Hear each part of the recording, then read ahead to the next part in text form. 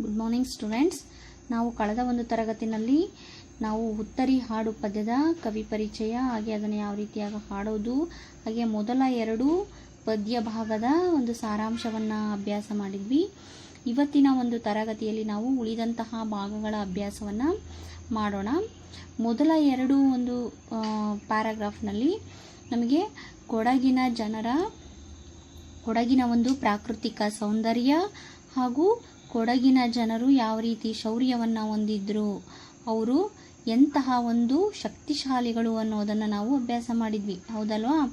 ಅವರು ಹುಲಿಯ ಹಾಲಿನ ಮೇವನ್ನು ಕುಡಿಯುವಂತಹ ಧೀರರು, ಹಾಗೆ ಕವಣೆ ತಿರಿ ಕಲ್ಲಾಟ ಹಗ್ಗಕ್ಕೆ ಹೆಬ್ಬಾವನ್ನು ಸೆಳೆಯಬಲ್ಲವರಾಗಿದ್ದರು, ಆನೆಯ ಸೊಂಡಿಲನ್ನು ಬೋರ್ಗರೆಯುವಂಥವರಾಗಿದ್ದರು, ಅವರೆಂದಿಗೂ ಕೂಡ ಸೋಲನ್ನು ಅರಿಯದಂಥವರು, ಹಾಗೆಯೇ ಅವರು ತುಂಬ ವೀರರಾಗಿದ್ದರು, ಧೀರರಾಗಿದ್ದರು ನಮ್ಮ ಕೊಡಗಿನ ಹಿರಿಯರು ಅನ್ನೋದನ್ನು ನಾವು ಅಭ್ಯಾಸ ಮಾಡಿದ್ವಿ. ಇವತ್ತು 3ನೆಯ ಒಂದು ಭಾಗವನ್ನು ಅಭ್ಯಾಸ ಮಾಡೋಣ ಮಕ್ಕಳೇ. ನೋಡ್ಕೊಳ್ಳಿ.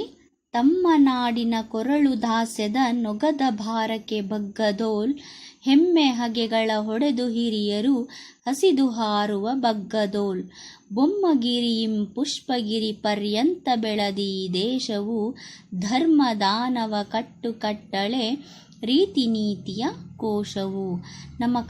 ತಮ್ಮ ನಾಡಿನ ಕೊರಳು ದಾಸ್ಯದ ಅಂತ ಹೇಳಿದ್ರೆ ಬೇರೆಯವರಿಗೆ ಅಧೀನರಾಗಿರುವಂಥದ್ದು. ನೋಡಿ, 1947ಕ್ಕೂ ಮೊದಲು ಭಾರತ ಬ್ರಿಟಿಷರ ಒಂದು ಅಧೀನದಲ್ಲಿತ್ತು, ಹೌದಲ್ವಾ? ಅವರಿದ್ದಾಗಲೂ ಕೂಡ ಅವರು ಕೊಡಗನ್ನು ಬ್ರಿಟಿಷರ ಅಧೀನಕ್ಕೆ ಹೋಗಲಿಕ್ಕೆ ಬಿಡದೆ ಹೋರಾಡಿದಂಥವರು. ಅವರು ತಮ್ಮ ನಾಡಿನ ಕೊರಳನ್ನು, ತಮ್ಮ ನಾಡನ್ನು ಬೇರೆಯವರ ಅಧೀನಕ್ಕೆ ಹೋಗದೇ ಇರೋ ಹಾಗೆ ನೋಡಿಕೊಂಡವರು. ದಾಸ್ಯ ಎನ್ನುವಂತಹ ಒಂದು ನೊಗ ಅಂತ ಹೇಳಿದ್ರೆ ಎತ್ತಿನಿಗೆ ಹಾಕಿರ್ತಾರೆ ನೋಡಿ, 2 ಎತ್ತುಗಳನ್ನು ಹೂಡುವಾಗ ಅವ 2 ಎತ್ತುಗಳಿಗೆ ಜೊತೆಯಾಗಿ ಹಾಕಲಿಕ್ಕೆ ಅಂದರೆ ಭಾರವನ್ನು ಆ ಎತ್ತುಗಳ ಮೇಲೆ ಹೇರಿರ್ತಾರೆ. ಅಂತಹ ಭಾರ ಕೊಡಗಿನ ಮೇಲೆ ಬೀಳದೇ ಇರೋ ರೀತಿಯಾಗಿ ಬಗ್ಗದೋಲ್ ಅಂತ ಹೇಳಿದ್ರೆ ಬಾಗುವುದು ಅನ್ನೋ ಅರ್ಥ ಬರುತ್ತೆ. ಇಲ್ಲಿ ಬಗ್ಗ ಅಂತ 2 ಸರಿ ಪ್ರಯೋಗ ಆಗಿದೆ. ಇಲ್ಲಿ ಬಗ್ಗ ಅಂದರೆ ಒಂದು ಬಾಗುವುದು, ಇನ್ನೊಂದು ಬಗ್ಗ ಅಂತ ಹೇಳಿದ್ರೆ ವ್ಯಾಘ್ರ ಅಥವಾ ಹುಲಿ ಅನ್ನೋ ಅರ್ಥದಲ್ಲಿ ಬಳಕೆಯಾಗುತ್ತೆ ಮಕ್ಕಳೇ. ಇಲ್ಲಿ ಕೊಡಗನ್ನು ಅವರು ಬೇರೆಯವರಿಗೆ ಅಧೀನವಾಗಲಿಕ್ಕೆ ಬಿಡದೆ, ಬೇರೆಯವರ ಅಧೀನದಲ್ಲಿ ಇರುವಂತಹ ಒಂದು ಭಾರಕ್ಕೆ ಅದು ಬಗ್ಗದೇ ಇರೋ ರೀತಿಯಲ್ಲಿ ಅವರು ನೋಡಿಕೊಂಡ್ರು. ಹೆಮ್ಮೆ ಹಗೆಗಳ ಒಡೆದು ಹಿರಿಯರು ಹಸಿದು ಹಾರುವ ಬಗ್ಗದೋಲ್. ಹೆಮ್ಮೆ ಹಗೆಗಳನ್ನು ಒಡೆದು ಅಂದರೆ ತಮ್ಮ ಶತ್ರುಗಳನ್ನು ಹೊಡೆದು ಹಾಕಿ ಅವರ ಹಿರಿಯರು ಯಾವ ರೀತಿಯಾಗಿ ಹಸಿದಂತಹ ಸಮಯದಲ್ಲಿ ಹುಲಿ ತನಗೆ ಸಿಕ್ಕಂತಹ ಶತ್ರುಗಳನ್ನು ತನ್ನ ಹಸಿವನ್ನು ಹಿಂಗಿಸ್ಕೊಳ್ಳುತ್ತೋ ಅದೇ ರೀತಿ ಇಲ್ಲಿ ಕೊಡಗಿನ ಹಿರಿಯರು ಏನು ಮಾಡಿದ್ರು, ತಮ್ಮ ಶತ್ರುಗಳನ್ನು ಹೊಡೆದು ಹಾಕಿದ್ರು. ಅಂತಹ ಒಂದು ಧೀರರಾಗಿದ್ರು ಇವರು. ಇವರ ಒಂದು ನಾಡು ಬೊಮ್ಮಗಿರಿಯಿಂ ಪುಷ್ಪಗಿರಿ ಪರ್ಯಂತ ಬೆಳದಿ ದೇಶವು, ಬೊಮ್ಮಗಿರಿಯಿಂದ ಪುಷ್ಪಗಿರಿಯವರೆಗೂ ಕೂಡ ಪರ್ಯಂತ ಅಂದರೆ ಹೊರಗೆ ಬೆಳೆದಂತಹ ದೇಶ ಆಗಿದೆ. ಧರ್ಮ ದಾನವ ಕಟ್ಟಳೆ ರೀತಿ ನೀತಿಯ ಕೋಶವು. ಇವರು ಕೇವಲ ಬೇರೆಯವರ ದಾಸ್ಯಕ್ಕೆ ಒಳಗಾಗದೇ ಇರೋಂಥವ್ರಷ್ಟೇ ಅಲ್ಲ, ಕೇವಲ ಶೌರ್ಯವಂತರಷ್ಟೇ ಅಲ್ಲ, ಇವರು ಧರ್ಮ ದಾನವನ್ನು ಸರಿಯಾಗಿ ಪಾಲಿಸಿಕೊಂಡು ಬಂದಂಥವ್ರು. ರೀತಿ ನೀತಿಗಳನ್ನು, ಕಟ್ಟಳೆಗಳನ್ನು ಸರಿಯಾಗಿ ಪಾಲಿಸ್ಕೊಂಡು ಬಂದಂಥವ್ರು. ನಮ್ಮ ಕೊಡಗಿದು ಜಮ್ಮದು ಅಂತ ಹೇಳಿದ್ರೆ ಇದು ಕೊಡಗು ಅರಸನಿಂದ ಇನಾಮಾಗಿ ಕೊಟ್ಟಂತಹ ಒಂದು ಭೂಮಿ. ಜಮ್ಮದು ಅಂತ ಹೇಳಿದ್ರೆ ಅರಸನಿಂದ ಇನಾಮಾಗಿ ಪಡೆದಂತಹ ಒಂದು ಭೂಮಿ. ಅಂದರೆ ಕೊಡಗಿನಲ್ಲಿ ಆವಾಗ ಪಾಳೆಗಾರರು ಆಡಳಿತ ಮಾಡ್ತಿದ್ರು. ಅವರಿಂದ ಇನಾಮಾಗಿ ಬಂದಂತಹ ಅರಸನಿಂದ ಆ ಪಾಳೆಗಾರರಿಗೆ ಇನಾಮಾಗಿ ಬಂದಂಥದ್ದು ಕೊಡಗು, ಅಂದರೆ ಬಹುಮಾನವಾಗಿ ಬಂದಂಥದ್ದು ಕೊಡಗು. ಅಂತಹ ಕೊಡಗು ಯಾರ ಒಂದು ದಾಸ್ಯಕ್ಕೂ ಒಳಗಾಗದೇ ಇರೋ ರೀತಿಯಲ್ಲಿ ಅಲ್ಲಿನ ಜನರು ನೋಡಿಕೊಂಡ್ರು. ಜಮ್ಮ ಕೊಡಗಿದು ನಮ್ಮದು, ಈ ರೀತಿ ಇನಾಮಾಗಿ ಬಂದಂತಹ ಭೂಮಿ ನಮ್ಮದು, ನಮ್ಮೊಡಲ್ ಬಿಡಲಮ್ಮದು. ಯಾವ ರೀತಿ ನಮ್ಮ ಶರೀರ ನಮ್ಮನ್ನು ಬಿಡೋದಿಲ್ವೋ, ಅಂದರೆ ಈ ಉಸಿರಿನ ಜೊತೆಗೆ ಯಾವ ರೀತಿ ಶರೀರ ಇರುತ್ತೋ ಹಾಗೆಯೇ ಈ ಕೊಡಗು, ನಾವು ಈ ಕೊಡಗನ್ನು ಎಂದೂ ಕೂಡ ಬಿಡೋದಿಲ್ಲ. ನಾವು ಹೇಗೋ ಹಾಗೆ ಈ ಕೊಡಗನ್ನು ಎಂದೂ ಕೂಡ ನಾವು ಬೇರೆಯವರಿಗೆ ಬಿಟ್ಕೊಡೋದಿಲ್ಲ. ಅಂದರೆ ಬೇರೆಯವರಿಗೆ ದಾಸ್ಯಕ್ಕೆ ನಾವು ಒಳಗಾಗದೇ ಇರುವಂತಹ ಒಂದು ಭೂಮಿ ಅಂತೇಳಿ ಇಲ್ಲಿ ಕವಿ ಶ್ರೀ ಪಂಜೆ ಮಂಗೇಶ್ ರಾಯರವರು ನಮಗೆ ವಿವರಣೆಯನ್ನು ನೀಡ್ತಾ ಇದ್ದಾರೆ ಮಕ್ಕಳೇ. ಅರ್ಥ ಆಯ್ತಲ್ವಾ? ಈಗ ನಂತರದ ಒಂದು ಪ್ಯಾರಕ್ಕೆ ಹೋಗೋಣ. ಇದು ಅಗಸ್ತ್ಯನ ತಪದ ಮನೆ, ಕಾವೇರಿ ತಾಯ ತವರ್ಮನೆ. ಕದನ ಸಿರಿ ಗುಯ್ಯಾಲೆ ತೂಗಿದ ನಿಲ್ಲಿ ಚಂದರ ವರ್ಮನೆ. ಇದಕ್ಕೋ ಚಂಗಾಳ್ವರ ಸರಾಡಂಬರವು, ಕುಣಿದ ಶ್ರೀರಂಗವು. ಇದೋ ಇದೋ ಇಲ್ಲರುಳ್ದ ಹಾಲೇರಿಯರ ಬಲಗಿರಿ ಶೃಂಗವು. ವಿಧಿಯ ಮಾಟದ ಕೊಡಗಿದು, ಮೊದಲೇ ನಮ್ಮದು ಕಡಗಿದು, ಕದಲದೆಮ್ಮನು ಬೆಡಗಿದು. ಇದು ಅಗಸ್ತ್ಯ ಮಹರ್ಷಿ. ಅಗಸ್ತ್ಯರು ಅನ್ನುವಂಥವರು ಒಬ್ಬ ಮಹಾನ್ ಋಷಿಗಳು. ಅವರು ತಪಸ್ಸಿಗಾಗಿ ಆರಿಸ್ಕೊಂಡಂತಹ ಒಂದು ಮನೆ ಯಾವುದಪ್ಪ ಅಂತ ಹೇಳಿದ್ರೆ ಕೊಡಗು. ನೋಡಿ ಮಕ್ಕಳೇ, ಇಲ್ಲೊಂದು ಚಿತ್ರ ಕಾಣಿಸ್ತಾ ಇದೆ ನಿಮಗೆ, ಯಾವುದಲ್ವಾ? ಇಲ್ಲಿ ಒಬ್ಬ ಋಷಿ ಕಾಣ್ತಾ ಇದ್ದಾರೆ. ಇವರು ಅಗಸ್ತ್ಯ ಮಹರ್ಷಿಗಳು. ಇವರು ಒಮ್ಮೆ ಏನಾಗಿತ್ತು ಅಂತ ಹೇಳಿದ್ರೆ, ಬೊಮ್ಮಗಿರಿ ಬೆಟ್ಟ ಅನ್ನುವಂಥ ಒಂದು ಬೆಟ್ಟದಲ್ಲಿ ತಪಸ್ಸನ್ನು ಮಾಡ್ತಾ ಇರ್ತಾರೆ, ಕೊಡಗಿನ ಬೊಮ್ಮಗಿರಿ ಬೆಟ್ಟದಲ್ಲಿ. ಆಗ ಇವರ ಕಂಡಿಕೆ, ಅಂದರೆ ಇವ್ರ ಕೈಯಲ್ಲಿ ಇಟ್ಕೊಂಡಿರ್ತಾರಲ್ವ ಋಷಿಗಳು, ಆ ಕಂಡಿಕೆ ಜಾರಿ ಬೀಳುತ್ತೆ. ಅದರಲ್ಲಿರುವಂತಹ ನೀರೆಲ್ಲ ಸೋರಿ ಹೋಗುತ್ತೆ. ಆ ಸೋರಿ ಹೋದದ್ರಿಂದನೇ ಕಾವೇರಿ ನದಿಯ ಉಗಮವಾಯಿತು ಅನ್ನುವಂತಹ ಒಂದು ಐತಿಹಾಸಿಕ ಕತೆ ಕೂಡ ಇದೆ, ಪೌರಾಣಿಕ ಕತೆ ಕೂಡ ಇದೆ. ಈ ಹಿನ್ನೆಲೆಯಲ್ಲಿ ನೋಡಿ, ಕಾವೇರಿ ತಾಯಿ ಹುಟ್ಟಿದ್ದು ಕೂಡ ಎಲ್ಲಪ್ಪ ಅಂತೇಳಿದ್ರೆ ಕೊಡಗಿನಲ್ಲಿ. ಅಗಸ್ತ್ಯ ಮಹರ್ಷಿಗಳ ಒಂದು ಫಲದಿಂದ ಹುಟ್ಟಿದ್ಲು ಅನ್ನುವಂತಹ ಒಂದು ಪೌರಾಣಿಕ ಕತೆ ಕೂಡ ಇದೆ ಮಕ್ಕಳೇ. ಕಾವೇರಿ ನದಿಯ ಉಗಮ ಕೊಡಗಿನ ತಲಕಾವೇರಿಯಲ್ಲಿ ಆಗುತ್ತೆ. ಹಾಗಾಗಿ ಕಾವೇರಿಯ ತವರ್ಮನೆ ಅಂತ ಯಾವುದನ್ನು ಕರೀತಾರೆ ಅಂತ ಹೇಳಿದ್ರೆ ಕೊಡಗನ್ನ ಕಾವೇರಿಯ ತವರು ಮನೆ ಅಂತ ಹೇಳಿ ಕರೀತಾರೆ.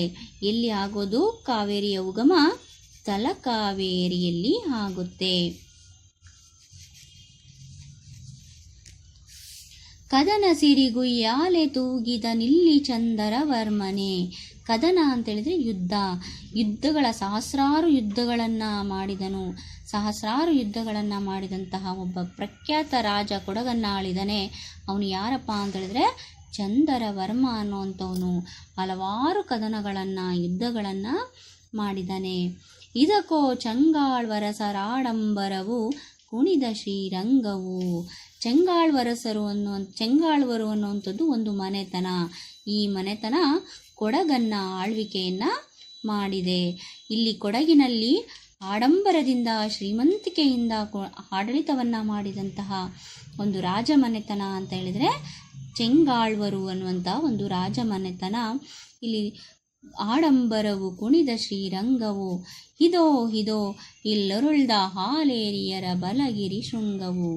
ಹಾಗೆಯೇ ಇಲ್ಲಿ ಆಳ್ವಿಕೆ ಮಾಡಿದ ಇನ್ನೊಂದು ರಾಜಮನೆತನ ಅಂತೇಳಿದರೆ ಹಾಲೇರಿಯರು. ಇವರು ಕೊಡಗನ್ನಾಡಳಿದ ಮೊಟ್ಟ ಮೊದಲ ರಾಜವಂಶದವರು ಅಂತೇಳಿ ಕರೆಸ್ಕೊಂಡಿದ್ದಾರೆ. ನೋಡಿ, ಇದು ಅಗಸ್ತ್ಯರು ಮಹರ್ಷಿಗಳು ತಪಸ್ಸು ಮಾಡಿದಂತಹ ಒಂದು ತಪಸ್ಸಿನ ಮನೆ. ಕಾವೇರಿ, ತಲಕಾವೇರಿ ಎನ್ನುವಂಥ ಒಂದು ಸ್ಥಳದಲ್ಲಿ ಕಾವೇರಿ ನದಿ ಹುಟ್ಟುವುದರಿಂದ ಇದು ಕಾವೇರಿ ತಾಯಿಯ ತವರ್ಮನೆ. ಕದನ ಸಿರಿ ಗುಯ್ಯಾಲೆ ಮಾಡಿದ ನಿಲ್ಲಿ ಚಂದರ ವರ್ಮನೆ. ಚಂದರವರ್ಮ ಅನ್ನುವಂಥ ಅರಸ ಇಲ್ಲಿ ಹಲವಾರು ಯುದ್ಧಗಳನ್ನು ಮಾಡಿ ಪ್ರಖ್ಯಾತಿಯನ್ನು ಗಳಿಸಿದ್ದಾನೆ. ಹಾಗೆ ಚೆಂಗಾಳ್ವರಸರೆನ್ನುವಂತಹ ಒಂದು ಶ್ರೀಮಂತಕ್ಯವನ್ನು ಹೊಂದಿದಂತಹ ಒಂದು ರಾಜಮನೆತನ ಕೊಡಗಿನಲ್ಲಿ ಆಳಿದೆ. ಅದಲ್ಲದೆ ಹಾಲೇರಿಯರು ಎನ್ನುವಂತಹ ಒಂದು ಮೊಟ್ಟ ಮೊದಲ ರಾಜವಂಶ ಕೊಡಗಿನಲ್ಲಿ ಆಳ್ವಿಕೆಯನ್ನು ಮಾಡಿದೆ. ಇದು ಕೊಡಗಿನ ಮೊದಲ ರಾಜವಂಶ. ವಿಧಿಯ ಮಾಟದ ಕೊಡಗಿದು, ಮೊದಲೇ ನಮ್ಮದು ಕಡಗಿದು, ಕದಲದೆಮ್ಮನು ಬೆಡಗಿದು. ಇದು ವಿಧಿಯ ಮಾಟದ ಕೊಡಗು. ಇಲ್ಲಿ ಹಲವಾರು ವೈಶಿಷ್ಟ್ಯಗಳಿಂದ ಕೂಡಿರೋದ್ರಿಂದ ಇದನ್ನು ಮಾಟ ಅಂತೇಳಿ ಕರೆದಿದ್ದಾರೆ.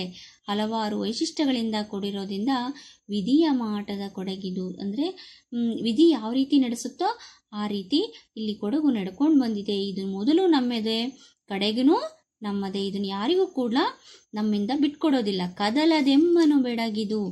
ನಮ್ಮಿಂದ ಕದಲಿಕ್ಕೆ, ಅಲ್ಲಿಂದ ಹೋಗಲಿಕ್ಕೆ ಯಾವುದೇ ಕಾರಣಕ್ಕೂ ನಾವು ಬಿಟ್ಕೊಡೋದಿಲ್ಲ ಅಂತೇಳಿ ಇಲ್ಲಿ ಕವಿ ಹೇಳ್ತಾ ಇದ್ದಾರೆ. ಮುಂದೆ ಹೋಗೋಣವಾ?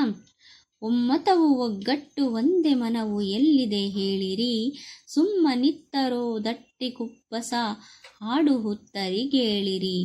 ಚಿಮ್ಮಿ ಪಾತುರೆ ಕೋಲ ಹುಯಿಲಿಗೆ ಕುಣಿವ ಪದ ಹೊರ ಹೊಮ್ಮಲಿ, ಅಮ್ಮೆ ಹರಸಿದ ಸೀಮೆ ನಮಗಿದು ಇರಲಿ ನಮ್ಮದೇ ನಮ್ಮಲಿ. ನೆಮ್ಮದಿಯನಿದು ತಾಳಲಿ ಅಮ್ಮೆಯ ಬಲ ತೋಳಲಿ ನಮ್ಮ ಕೊಡಗಿದು ಬಾಳಲಿ.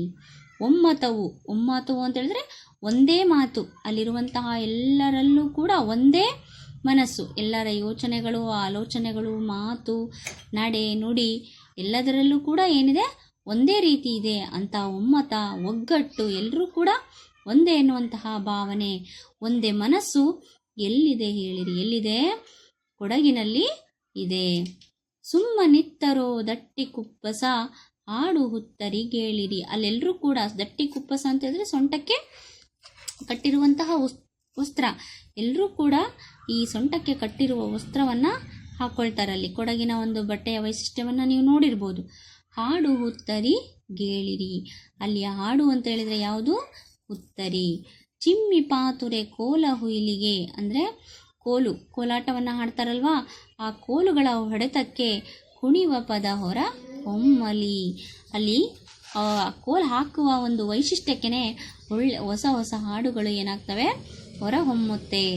ಅಮ್ಮೆ ಹರಸಿದ ಸೀಮೆ ನಮಗಿದು ಇರಲಿ ನಮ್ಮದೇ ನಮ್ಮಲಿ. ಇದು ತಾಯಿ ಹರಸಿದಂತಹ ಒಂದು ಸೀಮೆ ಅಂತ ಹೇಳಿದ್ರೆ ನಾಡು.